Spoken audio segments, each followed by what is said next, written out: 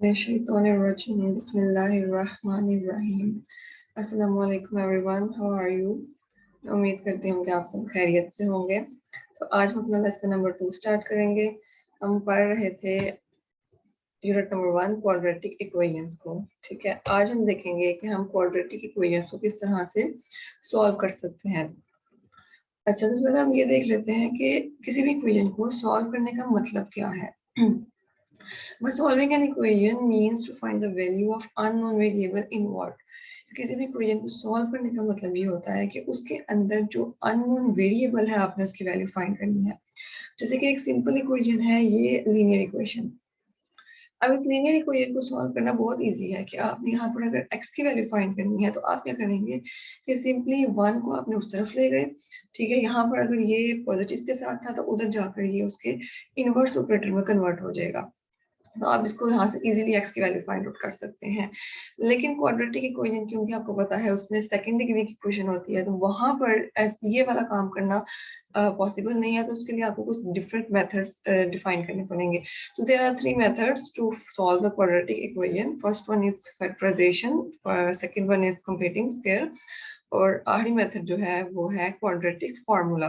सबसे पहले हम फैक्टराइजेशन को देख लेते हैं। ठीक है, एक्सरसाइज 1.1 का क्वेश्चन नंबर 2 है सॉल्व बाय फैक्टराइजेशन। ठीक है, तो हम इनके क्वेश्चंस को एक बार स्टडी कर लेते हैं। अच्छा, फैक्टराइजेशन के बारे में हम पहले 9th क्लास में अपना कॉन्सेप्ट ले चुके हैं। अब इसको थोड़ा सा रिवाइज कर लेते हैं कि फैक्टराइजेशन का मतलब क्या है।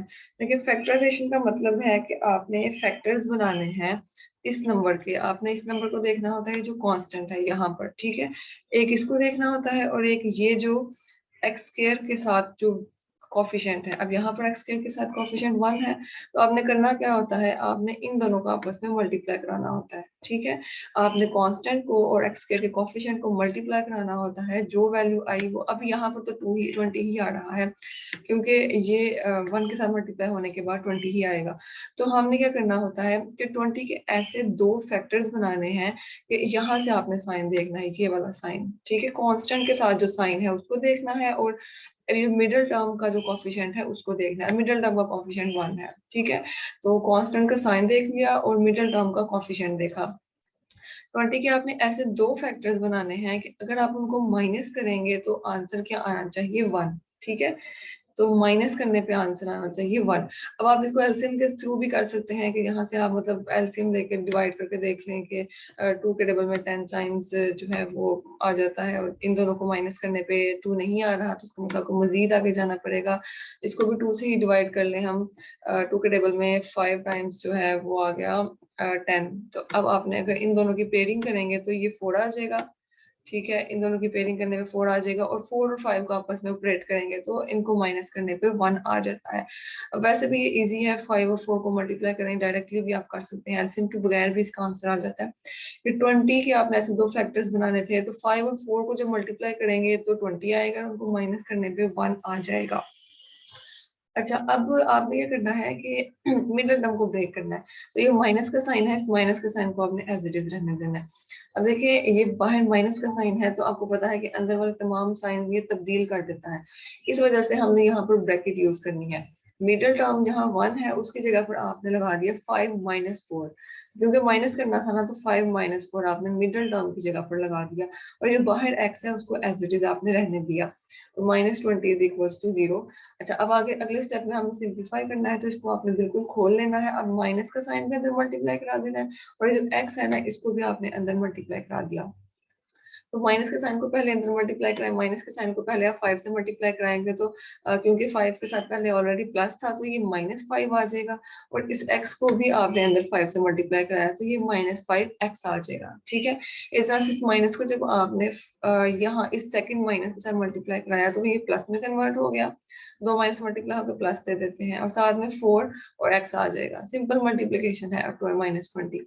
अब ये आपके पास एक सिंप्लीफाइड फॉर्म है। अब आपने क्या करना है, यहाँ पर दो दो टर्म्स की आपस में पेयरिंग करनी है। इन दोनों की पेयरिंग कर लें और इन दोनों की पेयरिंग कर लें। डायरेक्ट वैसे मोस्टली शुरू वाले 2 टर्म्स की पेयरिंग होती है। इसमें से आपने देखना है कि कॉमन क्या है। अब देखिए, इसमें भी x है और इसमें भी x है, इसके अलावा तो कुछ कॉमन नहीं, तो आपने x यहाँ से कॉमन निकाल लिया। फर्स्ट टर्म में x की एक पावर निकालने के बाद x की एक पावर बच गई, माइनस का साइन एज इट इज। और यहाँ पर x निकालने के बाद 5 बच गया। ठीक हो गया। ये जो प्लस का साइन है इसको आप मतलब सेंटर में जो भी साइन है उसको आपने छेड़ना नहीं है, उसको एज इट इज लगा देना। जो भी ऊपर साइन है उसको एज इट इज नीचे उतार दिया। अब इन दोनों टर्म्स में देखिए आप क्या चीज कॉमन है। ठीक है, यहाँ पर 4x तो कॉमन नहीं है, यहाँ पर 4 है, यहाँ 20 है। अब ये दोनों एक ही टेबल के मल्टीपल्स हैं। तो अगर देखिए 4 के टेबल में 4 भी आता है और 20 भी आता है, तो आपने 4 को कॉमन ले लिया, पीछे x-5 बच गया। अब देखें ये एक ये टर्म है, ये पूरी टर्म, ठीक है, प्लस से पहले वाले टर्म और एक प्लस के बाद वाले टर्म। अब ये दो टर्म्स हैं, इन दो टर्म्स के अंदर एक फैक्टर कॉमन है। देखें x-5 यहाँ पर भी है और x-5 यहाँ पर भी है।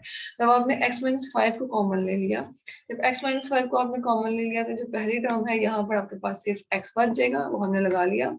दूसरी टर्म में आपके पास सिर्फ 4 बच जाएगा, क्योंकि x-5 को तो कॉमन ले लिया और आपने यहाँ पर इसको लगा दिया। अब देखिए एक फैक्टर x-5 का बन गया, एक फैक्टर x+4 का बन गया, इक्वल्स टू 0। ठीक है, यहाँ तक तो हमें समझ आ गई। फैक्टराइजेशन में आप पहले इतना ही काम किया करते थे कि दो फैक्टर्स बनाकर इसको छोड़ दिया करते थे, लेकिन क्योंकि अब आपने आगे सॉल्व करना है, मतलब कि आपने इसमें मौजूद x की वैल्यूज निकालनी है, तो फिर आपको आगे भी सॉल्व करना पड़ेगा। अब देखिए ये दो फैक्टर्स आपस में मल्टीप्लाई हो रहे हैं और इनका जो टोटल प्रोडक्ट है वो 0 आ रहा है। अब एक चीज आप याद रख लें कि कोई भी दो नंबर्स, जब आप किसी भी दो नंबर्स का प्रोडक्ट अगर ओवरऑल 0 आ जाए, तो उन दोनों में से एक फैक्टर लाजमी 0 होगा। ठीक है, इन दोनों में से एक ने जरूर 0 होना है। अब हमें नहीं पता कि x-5 0 था या x+4 0 था, तो हम क्या करते हैं कि हम बड़ी बड़ी लिख देते हैं कि या तो x-4 0, या तो x-5 0 है, या फिर x+4 0 है। सेंटर में हमने लगा लिया और। ठीक है, इसका मतलब है कि इन दोनों में से एक 0 था। ठीक है, इन दोनों में से एक 0 था, तो ये दोनों आपस में प्रोडक्ट इनका 0 है। दोनों में 0 हो सकते हैं, लेकिन शर्त यह है कि दोनों में से एक तो 0 लाजमी होगा, तो हमने लगा लिया, सेंटर में और लिख दिया। अब एक लीनियर इक्वेशन बन गई है। लीनियर इक्वेशन को सॉल्व करना बहुत ईजी होता है कि कांस्टेंट टर्म को इक्वल दूसरी तरफ ले जाएं, जो ऑपरेशन यहाँ है उधर जाके इन्वर्स हो जाएगा। सेम यहाँ पर भी यही काम करना है। तो अब देखिए x की दो वैल्यूज आ गई है, 5 और -4। अब आपने इसको सोल्यूशन सेट की फॉर्म में ऐसे लिख देना है। ठीक है, सोल्यूशन सेट में सोल्यूशन वाली ब्रैकेट, सेट वाली ब्रैकेट डालनी है आपने। अब देखिए ये एक लीनियर, ये क्वाड्रेटिक इक्वेशन थी ना, इसकी डिग्री 2 है। डिग्री बताती है कि किसी भी इक्वेशन के सोल्यूशन क्या कितने आने वाले हैं। ठीक है, अब इसकी डिग्री जो है वो 2 है, तो इसके सोल्यूशन भी 2 ही आने थे। तो देख लें इसके दो सोल्यूशन आए हैं। अब लीनियर इक्वेशन है, उसकी डिग्री 1 होती है, तो उसका सोल्यूशन भी एक ही आता है। तो ये क्वेश्चन हमने पहला थोड़ा डिटेल में किया है, अब थोड़ा रिवाइज हो गया होगा कि फैक्टराइजेशन क्या होती है। अभी सेकंड क्वेश्चन है, इसको देखें। ये अभी क्वाड्रेटिक इक्वेशन की स्टैंडर्ड फॉर्म में नहीं है, मतलब इसको थोड़ी सी मल्टीप्लिकेशन आपको करनी पड़ेगी।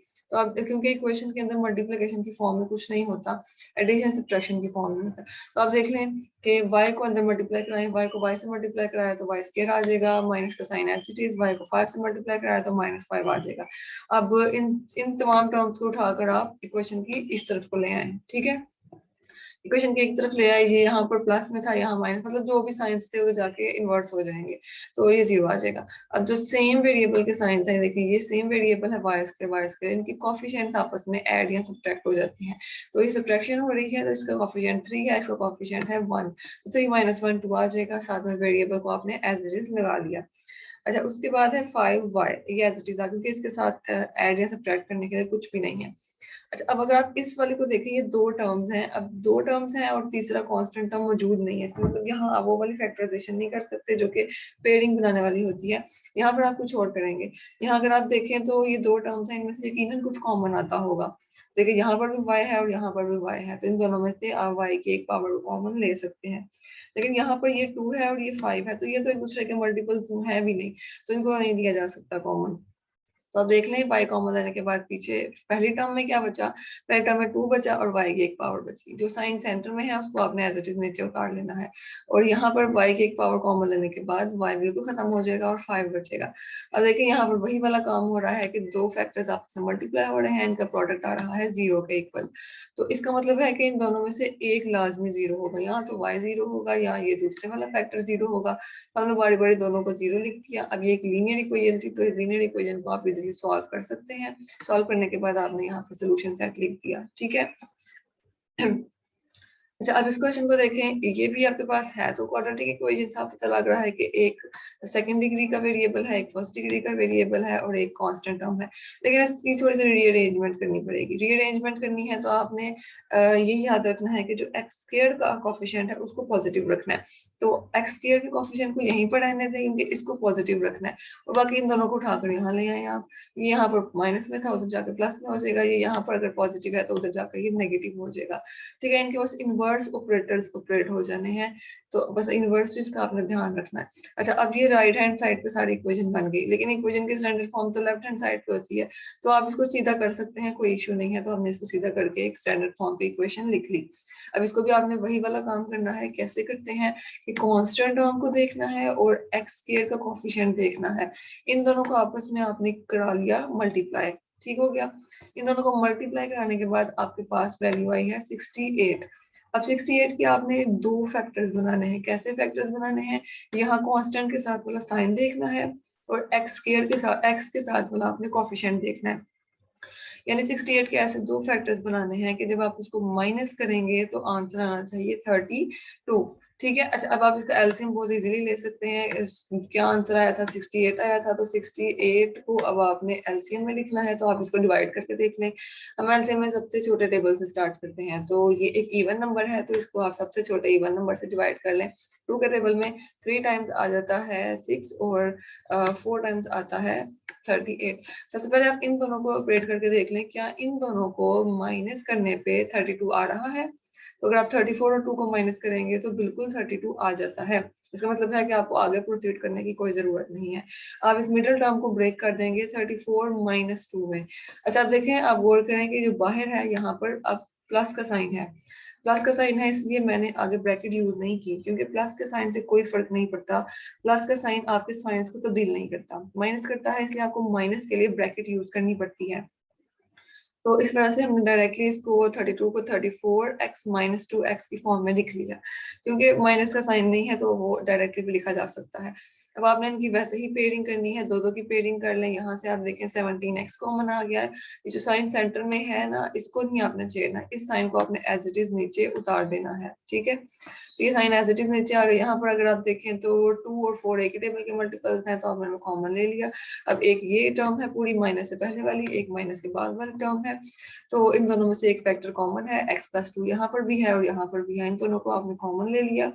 यहाँ से x प्लस 2 निकालने के बाद आपके पास पीछे ये वाला बचा, और यहाँ से x प्लस 2 कॉमन निकालने के बाद अब आपके पास ये 2 बच गया। तो हमने लिख लिया 17x माइनस 2। ठीक है, ये साइंस एज इट इज उतार रही हूँ, कोई अपने से साइन नहीं लगाने। अब वही वाला काम है कि यहाँ पर दो फैक्टर्स आपस में प्रोडक्ट का आंसर 0 दे रहे हैं, तो दोनों में से एक 0 होगा। फिर आपने इसको सॉल्व करके लास्ट में सोल्यूशन सेट को लिख देना है। ठीक है, और यहाँ तक तो क्वेश्चन थे वो मतलब के स्टैंडर्ड फॉर्म में दिए गए थे, आपने बहुत इजीली इसको सॉल्व कर लिया। अब अगले जो क्वेश्चन है, अच्छा इसके अंदर भी वही वाली चीज है। अब इसको देखें तो ये 152 जो कांस्टेंट टर्म है इक्वल के उस तरफ है, तो आपने इसको इक्वल के इस तरफ ले आना है, उनके स्टैंडर्ड फॉर्म चाहिए। लेकिन यहाँ पर ये प्लस के साथ था, तो इक्वल के उस तरफ आकर इसका इनवर्स ऑपरेटर हो जाएगा ना। अब इनवर्स, प्लस का इनवर्स क्या है, सब्ट्रैक्शन, तो आपने ये चीज लिख ली। अच्छा, अब आपने क्या करना है, वही वाला काम, कांस्टेंट को देखना है और एक्स स्क्वायर का कोफिशिएंट देखना है। इन दोनों को आपस में आपने करा लिया मल्टीप्लाई, जो आंसर आएगा उसको आपने दो फैक्टर्स में डिवाइड करना है। अच्छा, अब आप अगर देखें 152 100 से अबव एक वैल्यू आ गई। अगर आप इसको एलसीएम लेकर करना शुरू कर देंगे तो ये बहुत ही ज्यादा कॉम्प्लिकेटेड हो जाएगा। इंग्लिश के अंदर हमने सबसे छोटे फैक्टर से स्टार्ट करना होगा, 2 से डिवाइड करते जाएंगे, 2 के इतनी ज्यादा पेयरिंग आ जाएगी, फिर आपको समझ नहीं आएगी कि हमने किस पेड़ को किसके साथ अरेंज करना है। तो इस तरह का जो क्वेश्चन है जिसमें 100 से ऊपर की वैल्यूज आ जाती हैं, इसको करने का एक ट्रिक है। इसको आपने ऐसे क्या करना है कि जिस नंबर को आपने फैक्टराइज करना है ना, 152 आया ना यहाँ पर, है 152 को 1 से मल्टीप्लाई कराएंगे तो 152 ही आएगा। उसको आपने 1 के साथ एक पेयर में लिख देना है। ठीक है, अब आपने इस 152 को मतलब कॉमा से पहले वाली वैल्यू को अब आपने क्या करना है, कॉमा से पहले वाली वैल्यू को आपने किसी नंबर से डिवाइड करते जाना है और कॉमे के बाद वाली वैल्यू को आपने उसी नंबर से मल्टीप्लाई कराते जाना है। ठीक है, 152 को जब आप 76 152 को अब आप देखें ये इवन नंबर है ना, तो इसको आप डिवाइड करा लें 2 के साथ, तो ये 76 आ गया। अगर हमने 152 को 2 से डिवाइड कराया है तो इसको यहाँ पर 1 को फिर मल्टीप्लाई कराना पड़ेगा। ठीक है, तो 1 के साथ आप इसको मल्टीप्लाई करा लेंगे तो 2 आ जाएगा। अब देखिए 76 और 2 की पेयरिंग करें तो हमें करनी क्या आती है कि माइनस को माइनस करें तो आंसर क्या आए 11। ठीक है, तो आप देख लें 76 और 2 को माइनस करने पर 11 तो नहीं आ रहा, इसका मतलब आपको मजीद डिवाइड करना पड़ेगा। 76 को मजीद 38 दोबारा से डिवाइड करेंगे, 2 के साथ ही करेंगे क्योंकि ये देखेंगे इवन नंबर है, तो 38 आ जाएगा। और अब इसको अगर आपने 76 को 2 से डिवाइड किया है तो आपको कॉमा के बाद वाली वैल्यू को 2 से मल्टीप्लाई कराना पड़ेगा, तो ये 4 आ जाएगा। 38 और 4 को आपस में माइनस करके देखें क्या 11 आ रहा है, नहीं, ऐसा ये भी नहीं हो रहा। इसका मतलब अभी ये पेयरिंग ठीक नहीं है, आपको इसको मजीद डिवाइड करना पड़ेगा। 38 को मजीद डिवाइड करेंगे फिर 2 का टेबल से डिवाइड होगा तो ये 19 आ गया। अब 38 को 2 से डिवाइड किया है तो 4 को आप 2 से मल्टीप्लाई कराएं तो ये आ जाएगा 8। अच्छा, अब इन दोनों को आपस में माइनस करके देखें क्या 11 आ रहा है, तो बिल्कुल इन दोनों को माइनस करके जब हमने देखा तो 11 आ गया था। अब आपने बस क्या करना है, सिंपल मिडिल टर्म ब्रेक कर ली। अच्छा, अब देखें बाहर फिर से माइनस का साइन है, तो अब आपको फिर से यहाँ पर ब्रैकेट यूज करनी पड़ेगी। तो 19x माइनस 8x, अच्छा यहाँ पर मैंने क्या किया कि x को पहले बीच में मल्टीप्लाई करा लिया, लास्ट क्वेश्चन में हमने x को बाहर रखा था ना, तो मतलब आप कर सकते हैं इस तरह भी, तो आप 19x माइनस 8x कर ले, अगर आपको जिस तरह से इजी लगता है। आप चाहें तो x को भी बाहर रख लें, सिंपल कोफिशिएंट को पहले ब्रेक कर लें, बाद में मल्टीप्लिकेशन करना चाहते हैं बाद में मल्टीप्लिकेशन कर लें, अगर आप x को साथ रखना चाहते हैं तो आप x को साथ भी रख सकते हैं, कोई मसला नहीं। अब आपने माइनस साइन जो बाहर है इसको अंदर मल्टीप्लाई करा दिया, ये जो जो मतलब साइंस को आपने चेंज कर देना, ये प्लस में था ये माइनस में हो गया, ये माइनस में था ये प्लस में हो गया। वही वाला काम होगा यहाँ पर, दो की पेयरिंग स्कीम बना लें आप। पेयरिंग करने के बाद लास्ट पे आपने फिर उन दोनों को अलग अलग से दो फैक्टर्स को जीरो के इक्वल करके एक सोल्यूशन सेट बना दिया। अच्छा, अब इन क्वेश्चन में अगर आप देखें तो ये वो क्वेश्चन है, ये वाला और इससे आगे वाला जो क्वेश्चन है, ये इक्वेशन अपनी स्टैंडर्ड फॉर्म में नहीं है। ठीक है, ये इक्वेशन स्टैंडर्ड फॉर्म में नहीं है, तो क्वेश्चन नंबर 1 के कॉन्सेप्ट को रिवाइज करते हुए आपने इसको पहले स्टैंडर्ड फॉर्म में कन्वर्ट करना है। देखिए दो फ्रैक्शन थे, इनको मैं ज्यादा डिटेल में अब नहीं बताऊंगी क्योंकि पहले हम इसको बहुत डिटेल से कर चुके हैं। एक ये फ्रैक्शन है, एक ये पूरा फ्रैक्शन है। फ्रैक्शन जब ऐड हो और सेंटर में प्लस का साइन है, जब फ्रैक्शंस ऐड होते हैं तो आप इनका एलसीएम लेकर काम करते हैं। अब अलजेब्राइक फैक्टर्स जो अलजेब्राइक एक्सप्रेशंस हैं उनका एलसीएम किस तरह से लेते हैं, ये हमने लास्ट क्वेश्चन में रिवाइज किया बहुत अच्छे तरीके से। तो इन दोनों को इन दोनों का एलसीएम x और x प्लस 1 आ जाएगा, फिर आपने इन दोनों को इस तरह से करते हैं, जो एलसीएम होता है उसको आपने डिनोमिनेटर से डिवाइड करना होता है, जो सेम सेम टर्म्स हैं उनको कैंसिल कर दें, जो पीछे टर्म बचती है उसको न्यूमिनेटर से जाके मल्टीप्लाई करा दें, तो x+1 सेम टर्म्स हैं तो इनका स्केयर आ जाएगा। सेम यहाँ पर भी ऐसे ही होगा, x+1 और x+1 कैंसिल हो जाएंगे और ऊपर x जाकर मल्टीप्लाई हो जाएगा। यहाँ पर आप देखें तो ये होल स्केयर का फॉर्मूला बन रहा है। ठीक है, ये होल स्केयर का फॉर्मूला भी हम अच्छे तरीके से रिवाइज कर चुके हैं। होल स्केयर आपने खोल लिया, अब आपने इनको ऐड कर लेना, देखेंगे एक्स स्क्वायर है और ये भी एक्स स्क्वायर है, इन दोनों को आपने आपस में ऐड कर दिया, ये 1 है, इसका कोफिशिएंट और इसका कोफिशिएंट 1 है, तो कोफिशिएंट कोफिशिएंट ऐड होके 2 आंसर दे देंगे। अब आपने क्या किया, इन दोनों को ऐड करके तो बाद में क्रॉस मल्टीप्लाई करा लेना है। ठीक है, ये क्रॉस मल्टीप्लाई करा के फिर आपने थोड़ी सी सिंप्लीफिकेशन करनी है। यहाँ पर वही वाला कॉन्सेप्ट रिवाइज होने वाला है कि देखें एक्स स्क्वायर जो है ना उसको नेगेटिव नहीं होना चाहिए, तो यहाँ पर x के 25 है, यहाँ पर 24 है। अब अगर आप 25 को यहाँ 25 को अगर आप यहाँ ले आते 25 में नेगेटिव हो जाना था, फिर आपको माइनस कॉमन लेकर उसको फिर से अगेन डिवाइड करना पड़ना था, तो वो एक 2-3 स्टेप का इजाफा हो जाता। तो बेहतर ये है कि आप 25 को यहाँ लेके जाने की बजाय आप 24 को यहाँ लेकर आ जाए ताकि 25 पॉजिटिव रहे। तो हमने इसको इस तरह से ले आए, जो सेम सेम वेरिएबल की टर्म्स इनको आपस में आपने ऐड सब्ट्रैक्ट कर लिया था, आपके पास ये एक स्टैंडर्ड फॉर्म आ गई। ठीक है, अब लेफ्ट हैंड साइड पे इसको थोड़ा सीधा कर लेंगे तो ये हमारे पास स्टैंडर्ड फॉर्म आ गई। अब देखें ये 12 है, 12 को आपने यहाँ पर इस कोएफिशिएंट से मल्टीप्लाई कराना है तो 12 ही आ जाएगा। 12 के आपने इस तरह के दो फैक्टर्स बनाने हैं कि जिनको माइनस करें तो आपके पास क्या आ जाए, 1 आ जाए। ठीक है, तो आप देख ले खुद ही, ये तो सिंपल तरीका, सिंपल मतलब 12 है, 3 और 4 को मल्टीप्लाई कराएंगे तो माइनस करने पे 1 आ जाता है। तो आपने इनकी पेयरिंग कर ली इस तरह से और इनको अपना आगे से सॉल्व कर लेना है। ठीक हो गया, ये वाला क्वेश्चन बिल्कुल वैसा ही है। इस क्वेश्चन में भी अभी ये सिंप्लीफाइड फॉर्म में नहीं है, आपने इसको पहले स्टैंडर्ड फॉर्म में कन्वर्ट किया। देखें एक ये फ्रैक्शन है और एक ये फ्रैक्शन है, ये आपस में सब्ट्रैक्ट हो रहे हैं, जिसका मतलब है कि आपने इन्हीं दोनों को उसके साथ एलसीएम लेना है। ठीक है, इसके साथ तो कोई दूसरा है ही नहीं, इसको तो ऐसे ही छोड़ देना है। इसका एलसीएम लेंगे तो एलसीएम में क्या है, common factor multiply by uncommon, तो ये तो है ही अनकॉमन, तो आपने इन दोनों को लिख लिया। आपने एलसीएम और डिनोमिनेटर को डिवाइड कर दिया, जो पीछे वैल्यू आई उसको ऊपर न्यूमरेटर से मल्टीप्लाई करा दिया। सेंटर वाले साइन को आपने बिल्कुल नहीं छेड़ना, जो यहाँ पर मौजूद है उसी को आपने नीचे उतार लेना है। ठीक हो गया। अब आपने इसको थोड़ा सिंप्लीफाई किया तो एड सब्ट्रैक्ट करने के बाद आपके पास ऊपर -1 आंसर आ जाएगा। अब यहाँ पर आपने नीचे इसको भी मल्टीप्लाई करा लें, ठीक है, इनको भी आपने मल्टीप्लाई करा लेना है और सिंप्लीफाइड फॉर्म कर लेनी है। उसके बाद लास्ट में आपने क्रॉस मल्टीप्लाई करा ली, क्रॉस मल्टीप्लाई कराने के बाद सब टर्म्स को आपने एक तरफ कर लिया और सिंप्लीफाइड फॉर्म देखें, ये है standard form of the quadratic equation.